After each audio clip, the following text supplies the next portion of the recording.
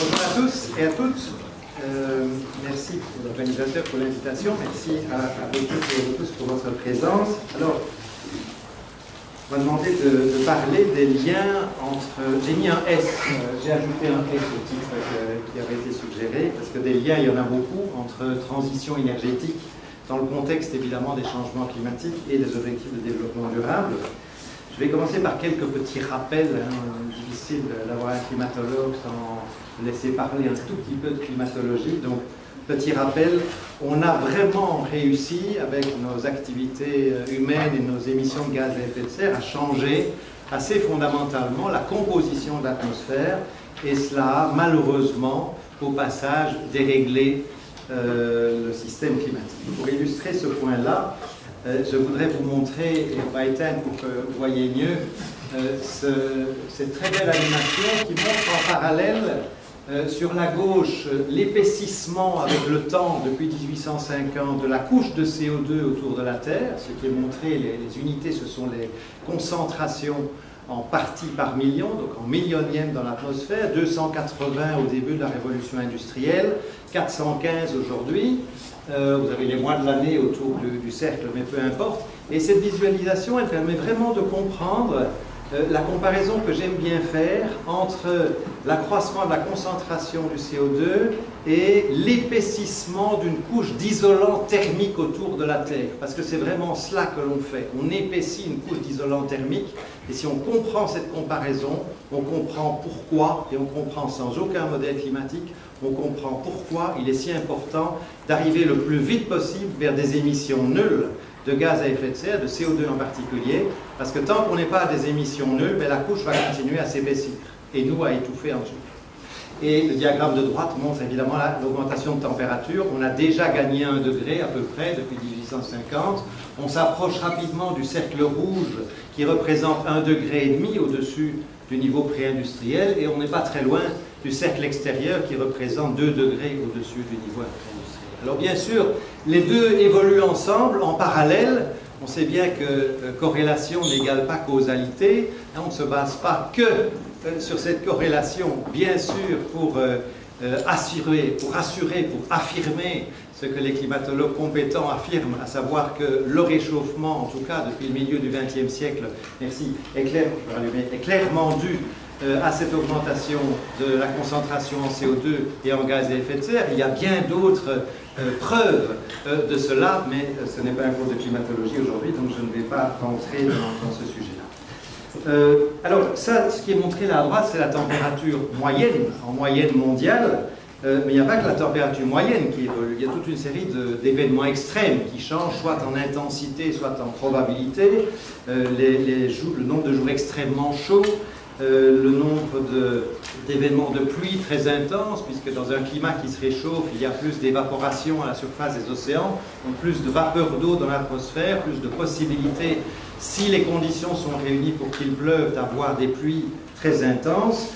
Et donc, on a toutes les raisons de penser que ces perturbations vont menacer de plus en plus l'habitabilité de la planète, tant pour les humains que pour les écosystèmes. Si on s'intéresse au futur, bien sûr, on peut s'intéresser au futur qu'en examinant les différents scénarios possibles, plausibles d'évolution, notamment de la concentration en gaz à effet de serre, dont on sait que ce sont devenus les facteurs principaux qui influencent le climat aujourd'hui, à l'échelle du siècle en tout cas. Voilà les deux extrêmes. Le scénario présenté en bleu, c'est un scénario où la concentration, un scénario d'émission qui aboutit à ce que les concentrations soient stabilisées à peu près au niveau actuel, et dans ce cas, la température monte encore un petit peu, mais elle est stabilisée d'ici quelques décennies, et on ne dépasse pas 1,5 degré, 2 degrés au-dessus du niveau pré-industriel. Ou bien, si on reste sur la trajectoire business as usual sur laquelle on est sur la trajectoire rouge, là, on a une augmentation de température à la fin du siècle, quelque part entre 3 et 5 degrés au-dessus de la température d'aujourd'hui, ce qui fait entre 4 et 6 degrés au-dessus du niveau pré-industriel, ce qui est beaucoup. D'autant plus que ça sont les chiffres moyens. Si on regarde comment ça se distribue dans l'espace, on voit que, évidemment, ça s'échauffe beaucoup plus vite sur les continents que sur les océans. L'inertie thermique des océans est gigantesque. et ça prend beaucoup plus d'énergie de chauffer une couche d'eau de quelques dizaines, de quelques cent mètres, et a fortiori de quelques kilomètres d'épaisseur, que de chauffer quelques dizaines de centimètres de continent. Donc les continents s'échauffent plus. Donc quand on dit 2-3 degrés en moyenne mondiale, il faut savoir que ça peut être 2 ou 3 fois plus à certains endroits, en particulier sur les régions continentales. Regardez, pour le scénario supérieur et pour les modèles les plus sensibles, donc c'est le cas extrême qui est présenté ici, pour le nord de l'Europe, eh bien, on a des températures, des élévations de température qui dépassent 10 degrés à la fin du siècle, au-dessus des températures d'aujourd'hui. Donc ce sont des perturbations énormes de l'habitabilité de la planète. Ça a évidemment des effets sur toute une série d'éléments dans le système climatique, dont tout ce qui est sous la forme de glace. C'était le sujet du rapport spécial que le GIEC a publié la semaine dernière sur tout ce qui est sous la forme de glace et de neige à la surface de la Terre, en lien avec les océans, dont le niveau augmente évidemment suite à cette fonte qui affecte aujourd'hui non seulement les glaciers alpins, etc., mais commence à affecter, et ça c'est une mauvaise nouvelle, de manière massive, les calottes glaciaires. Les deux grandes calottes glaciaires du Groenland et de l'Antarctique ont commencé à perdre des milliards de tonnes de glace chaque année. C'est de l'eau qui fond, qui se rajoute aux océans. Juste pour vous donner une idée, ça c'est le volume d'eau, c'est une visualisation du volume d'eau qui s'écoule de l'Antarctique tous les jours et demi. 1 milliard de mètres cubes qui fondent et qui s'ajoutent aux océans. C'est à peu près la vitesse à laquelle ils fondent aujourd'hui. Je change tout à fait de registre pour me rapprocher un petit peu du sujet de ce soir et faire le lien avec les objectifs de développement durable, dont le premier, il faut s'en souvenir, c'est l'élimination de la pauvreté. Dans le contexte des changements climatiques, c'est une règle générale, presque absolue, les pauvres sont toujours, je crois qu'Edwin l'a mentionné dans son exposé, que j'ai malheureusement manqué dans une large mesure, je faisais un autre exposé à Namur il y a 2 heures, les pauvres sont dans une large mesure les premières victimes des changements climatiques. Ce sont ceux qui ont le moins les capacités de résilience, les capacités de résister, mais nous sommes évidemment tous sur le même bateau. Donc ce qui se passe à un endroit ou dans un groupe humain a des conséquences ailleurs. Et juste pour illustrer ce point-là, pensez à ce qui se passera quand le niveau de la mer aura monté d'1 mètre dans le delta du Nil, ce qui est assez vraisemblable pour la fin de ce siècle. La fin de ce siècle, c'est dans 80 ans. Vous serez probablement encore largement là, moi pas. 1 mètre, ça veut dire que la zone qui est en rouge, là, est inondée. Et c'est aussi la zone dans laquelle, il y a 20 ans, c'est un diagramme qui a été préparé par Time Magazine, publié par Time Magazine, il y a 20 ans, il y avait 10 millions d'Égyptiens qui vivaient, qui cultivaient là, et qui sont évidemment plutôt pauvres que riches. Donc imaginez ce qui se passera le jour où le niveau de la Méditerranée, comme le niveau des autres océans, aura monté de l'ordre d'1 mètre. Ce sont des millions de personnes qui vont devoir trouver d'autres endroits où aller, aux autres endroits où cultiver, où vivre tout simplement. Alors, la conférence de Paris, qui a adopté l'accord de Paris, a aussi demandé au GIEC de clarifier les différences d'impact entre les impacts d'un réchauffement d'1,5 degré et les impacts d'un réchauffement de 2 degrés, puisque les deux chiffres sont mentionnés en termes d'objectifs, sont mentionnés différemment dans le texte de l'accord de Paris.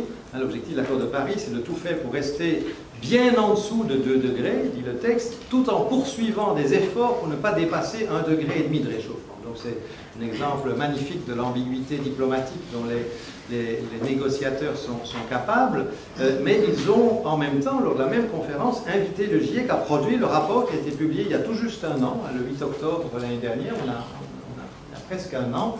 Et le titre, qui est un peu difficile à lire, vaut la peine d'être lu en entier. Ce n'est pas seulement un rapport spécial sur un réchauffement d'1,5 degré, c'est un rapport spécial sur les impacts d'un réchauffement d'1,5 degré au-dessus du niveau pré-industriel, des trajectoires d'émissions de gaz à effet de serre associées, dans le contexte du renforcement de la réponse globale à la menace des changements climatiques, du développement durable, voilà, et de l'éradication et des efforts pour éradiquer la pauvreté. Donc il faut se rendre compte que ce n'est pas juste un rapport de climatologue où on passe en revue les derniers modèles climatiques. C'est un rapport qui place la lutte contre les changements climatiques et en particulier la recherche de cet objectif d'1,5 degré dans un contexte beaucoup plus vaste. Si vous voulez rentrer dans ce rapport qui fait quand même plus de 1000 pages, vous pouvez lire une présentation synthétique et en français dans la lettre publiée par mon équipe, et le site web est là, je le redonnerai à la fin. Pour vous donner un exemple du côté des impacts, puisque le GIEC était invité à clarifier cette question, oui mais est-ce qu'il y a vraiment une différence d'impact entre un réchauffement d'1,5 degré et un réchauffement de 2 degrés? Regardez juste la première ligne, puisqu'on a parlé des vagues de chaleur tout à l'heure. Pour un réchauffement d'1,5 degré, c'est 14% de la population mondiale qui est affectée par une vague de chaleur grave au moins une fois tous les 5 ans. Et si on augmente la température ne fût-ce que d'1 demi-degré, les 14% deviennent 37% de la population mondiale. 37% de 10 milliards de gens, ça fait presque 4 milliards de personnes. Donc c'est beaucoup. Alors le GIEC a aussi, évidemment, on a vu le titre, travaillé sur les trajectoires d'émissions et les transitions de système, c'est le titre du chapitre, les transitions de système. Donc le GIEC place les transitions nécessaires à l'échelle des systèmes multiples, que ce soit le système économique, le système culturel, que sais-je, compatibles avec 1,5 degré de réchauffement global. Et le résumé le plus bref de cette partie-là du rapport, eh bien, c'est ce diagramme-ci qui montre la forme générale des trajectoires d'émissions de CO2 à l'échelle mondiale au cours des 100 prochaines années. Et ce que cet ensemble de trajectoires basées sur la littérature scientifique montre, c'est qu'on doit arriver, on commence à le savoir, on entend ça régulièrement, on doit arriver à des émissions net nulles pour le milieu du siècle. Net nul, ça veut dire ne pas émettre plus de CO2 que ce que les systèmes naturels ne peuvent absorber, océan et végétation et sol, mais dans la pratique ça veut dire, sauf si on se repose sur les techniques de captation du carbone qu'Edwin a évoqué tout à l'heure et qui, vous le voyez, sont beaucoup plus présentes pour certains scénarios là, sur la droite que d'autres, parce que vous voyez où est le zéro, donc vous voyez qu'après 2050, pour certains de ces scénarios, on a des soi-disant émissions négatives importantes, émissions négatives qui seraient produites, Edwin l'a dit, avec des techniques qui sont très peu au point aujourd'hui et qui posent un très grand nombre de problèmes dans d'autres domaines que le climat. Mais le GIEC, encore une fois, a expliqué que si on voulait satisfaire l'objectif d'1,5 degré, c'était des transitions de système qui étaient nécessaires. Chose qui va pas ? Ah, merci, c'est gentil. Des transitions de systèmes qui sont nécessaires dans tous les domaines, l'énergie, je crois que Damien va en parler, l'agroforesterie, la manière dont les villes sont organisées, l'industrie, les infrastructures, de fortes baisses d'émissions dans tous les secteurs, utilisant une large palette de technologies et des changements de comportement. Donc ce n'est pas que des technologies, c'est aussi des changements de comportement, c'est aussi des changements dans la manière dont les investissements sont priorisés, de manière à arriver, par exemple, dans le domaine de l'électricité, à avoir 50 à 85% d'électricité provenant des énergies renouvelables en 2050, diminuer très rapidement l'utilisation du charbon, ça c'est une des grandes priorités, forte baisse d'émissions dans le domaine du transport et des bâtiments, changement aussi du côté de la manière dont les terres sont utilisées, dans l'agriculture notamment, de la manière dont l'urbanisme est conçu, et pour certains scénarios, ces fameuses émissions négatives avec toute une série de caveats et de considérations sur tous les inconvénients touchant à d'autres objectifs de développement durable qui seraient moins atteints si on faisait appel à ces émissions négatives. C'est quelque chose qui est évoqué dans l'accord du GIEC également. Alors on est très loin aujourd'hui d'être sur cette trajectoire-là, puisque les trajectoires respectivement 2 degrés et 1,5 degrés sont en bleu et en vert. La trajectoire business as usual, c'est celle-là. Et si les promesses qui ont été faites à Paris sont réalisées, on est, si on prend le chiffre médian sur le petit pointillé qui est là en 2025, sur le petit pointillé qui est là en 2030, vous voyez qu'on est encore avec des émissions qui croissent, puisque les petits pointillés en 2030 sont plus hauts encore sont même encore plus hauts que ceux de 2025, et qu'on est très loin de là où on devrait être si on veut réaliser des objectifs climatiques. Alors, je vous l'ai dit, de plus en plus, à l'échelle internationale, on réfléchit à ces questions dans un contexte plus vaste que simplement en ne pensant qu'au climat. On réfléchit de plus en plus à ces questions dans le contexte des objectifs de développement durable, où l'action climatique est bien sûr un des objectifs, le numéro 13, mais le premier c'est l'élimination de la pauvreté, le deuxième l'élimination de la faim, le troisième c'est la santé pour tous, le quatrième l'éducation, l'égalité des sexes, etc., etc. Alors, il est évidemment impossible, parce qu'avec 17 objectifs, il y a évidemment des connexions dans tous les sens, il y a des synergies possibles dans tous les sens, il y a aussi des contradictions possibles dans tous les sens. Donc, je ne vais pas pouvoir les évoquer tous, juste un exemple, mais je vais le faire très brièvement parce que je pense qu'Edwin en a parlé quelque part. Un des exemples de synergie, c'est dans le domaine du climat, donc l'objectif de développement durable numéro 13, les liens, bien sûr, ils sont évidents avec l'objectif de développement durable, énergie propre, etc. C'est l'objectif de développement durable numéro 7. Mais aussi santé, puisque qui dit combustion, par exemple, de biomasse dans bien des pays en développement pour cuisiner ou pour se chauffer, veut dire une pollution importante par des particules fines qui est respirée bien souvent par des femmes, donc il y a un lien avec l'objectif 5, l'égalité des sexes, c'est mon film d'aujourd'hui, à droite ici, le lien avec l'objectif 4, éducation, parce que bien souvent ce sont les enfants qu'on envoie chercher le bois ou l'eau, marcher des kilomètres plutôt que d'aller à l'école, etc., etc. Or, cette pollution, l'OMS le montre, elle tue aujourd'hui déjà 7 millions de personnes dans le monde. À peu près, j'arrondis les chiffres, la moitié pour la pollution de l'air extérieur, l'autre moitié pour la pollution de l'air intérieur, donc celle qui vient notamment de l'utilisation des foyers domestiques alimentés à partir de bois et de biomasse. Donc c'est un des exemples où les synergies possibles, si on s'attaque à ce problème-là, permettent d'avoir des bénéfices dans toute une série d'objectifs de développement durable. Je vais passer ça parce que le temps passe. Autre synergie possible, juste un autre exemple, j'en donnerai un troisième et dernier, climat-alimentation. On sait bien que le secteur de l'alimentation, le GIEC a d'ailleurs consacré un rapport spécial à ce sujet-là au mois d'août. Le GIEC a été très actif cette année-ci.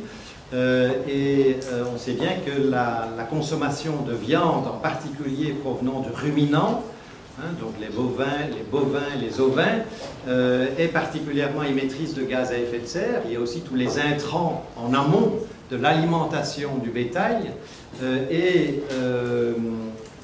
On peut avoir des effets positifs sur le climat, des effets positifs sur la protection de la biodiversité, qui est aussi un des objectifs de développement durable, et sur la santé, puisque la plupart des médecins, même si je sais qu'il y a une polémique qui a commencé hier ou avant-hier sur le sujet, mais je vous assure, elle n'est pas terminée, on en reparlera dans quelques semaines, la plupart des médecins sont d'accord pour dire qu'en général, dans les pays développés, en tout cas, on mange trop de viande rouge et que ce serait bon pour la santé d'en manger moins. Donc on peut là aussi trouver des synergies. Enfin, un troisième exemple, c'est tout ce qui tourne autour de l'argent. L'Union européenne dépense aujourd'hui 1 milliard d'euros par jour pour acheter des combustibles fossiles à l'extérieur de ses frontières. Donc ça ne couvre même pas le charbon polonais, c'est pour acheter des combustibles fossiles à l'extérieur de ses frontières. Donc 400 milliards d'euros par an, 4 000 milliards en 10 ans. Est-ce qu'on ne peut pas imaginer une manière plus intelligente de faire que de dépenser autant d'argent, autant de ressources qui pourraient servir à bien d'autres choses dans le contexte des objectifs de développement durable, par exemple financer mieux l'éducation et la recherche, pour prendre un exemple intéressé dans le contexte où nous sommes aujourd'hui, et c'est une question importante. Et autour de cette question, évidemment, il y a toute la question, mais Edwin en a parlé, donc je ne vais pas prolonger, toute la question de l'usage des instruments économiques pour orienter le développement, pour orienter aussi les comportements, les développements technologiques. Je crois que les instruments économiques et le message pris est extrêmement intéressant. Il y a évidemment l'aspect aussi que le développement, encore une fois, Edwin l'a mentionné, donc je ne vais pas être long sur le sujet, le développement, la transition doit être juste. C'est un terme qui est utilisé explicitement dans l'accord de Paris. Et donc il est possible, et je sais que ce transparent est illisible et qu'il faut le voir à tête reposée, vous aurez toutes mes dias après, donc ne vous inquiétez pas, il est possible de connecter la question des changements climatiques à chacun des 16 autres objectifs de développement durable, et dans chacun des textes illisibles, il y a un exemple. Ça, c'est la manière bande dessinée de dire la même chose. On peut considérer qu'il y a tellement, d'avantages dans d'autres domaines que la protection du climat de réduire des émissions, que même si c'est un hoax, comme on dit en anglais, même si c'est une fausse nouvelle, il y a toutes les raisons de le faire.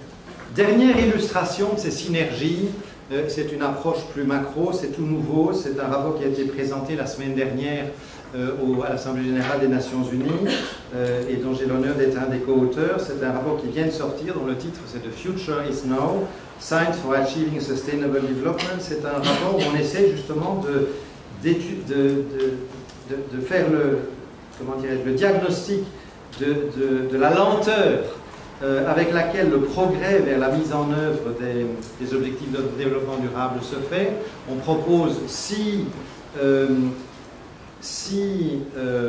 points d'entrée dans la transformation des systèmes mondiaux qui sont nécessaires. Ces 6 points d'entrée de transformation sont le bien-être humain et les capacités humaines, les économies durables, la décarbonation de l'énergie et aussi l'accès à l'énergie, les deux étant à considérer ensemble, le domaine de l'alimentation et de la nutrition, dont j'ai dit un mot il y a un instant, tout le domaine des villes et du développement autour des villes, les villes où vont vivre 80% de la population mondiale d'ici quelques décennies, et enfin la problématique des communs mondiaux comme l'atmosphère, les océans, la biodiversité, etc. Et pour chacun de ces 6 points d'entrée que l'on propose, et dans chacun de ces points d'entrée, on touche forcément à différents objectifs de développement durable, on propose d'utiliser 4 leviers, la gouvernance, l'économie et la finance, ce qui concerne les facteurs d'influence des comportements et de l'action collective, et, last but not least, la science et la technologie. Science et technologie, à propos de laquelle un chapitre entier se figure dans le rapport, qui vient de sortir et qui est disponible gratuitement en ligne. On constate le fossé gigantesque qui est un grave problème si on parle de développement durable et la transition énergétique, écologique, tout ce qu'on veut, nécessaire à l'échelle mondiale. C'est le fossé gigantesque qu'il y a entre le financement de la recherche et donc les activités de recherche dans les pays développés et dans les pays en développement, où la capacité scientifique est donc forcément beaucoup plus faible, avec toutes les conséquences que cela a en termes d'absence de base scientifique pour faire avancer les choses dans ces pays-là. Je voudrais terminer, je pense que mon temps est écoulé, en disant un mot, si vous voulez bien, sur ce qui me donne de l'espoir dans ce contexte. Et ce qui me donne de l'espoir, c'est Greta, et moi je fais de l'anti-Greta bashing. J'ai publié il y a 2 heures sur le site du Monde, c'est malheureusement en accès payant, il faut un abonnement, une tribune dont le titre c'est « Greta dérange comme la vérité ».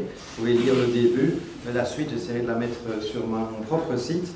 Je voudrais juste vous lire un extrait pour vous donner envie de lire la suite, de lire l'ensemble. Greta a lu les rapports du GIEC. Elle a compris les risques immenses que l'accumulation de nos gaz à effet de serre fait courir à l'habitabilité de la planète. Elle jongle avec les probabilités de succès associées aux différents budgets carbone, dont je n'ai pas parlé aujourd'hui, c'est un sujet compliqué, je vous assure qu'elle le connaît bien. Elle ne confond pas non plus le trou dans la couche d'ozone et la crise climatique. Peu de dirigeants peuvent en dire autant. Il faut dialoguer avec ces jeunes, je saute à la fin, il faut dialoguer avec ces jeunes qui osent parler de leurs émotions, et il faut cesser de les dévaloriser en croyant que nous savons tout mieux qu'eux. Il faut mettre en place et améliorer les attitudes, les outils technologiques, économiques et politiques qui permettront de transformer la peur des jeunes en force d'espoir pour un avenir durable et juste. Ceux qui refusent cela, et j'en ai rencontré il n'y a pas très longtemps, sont déjà un petit peu. Soutient Greta, car elle soutient la vie. Merci pour votre attention.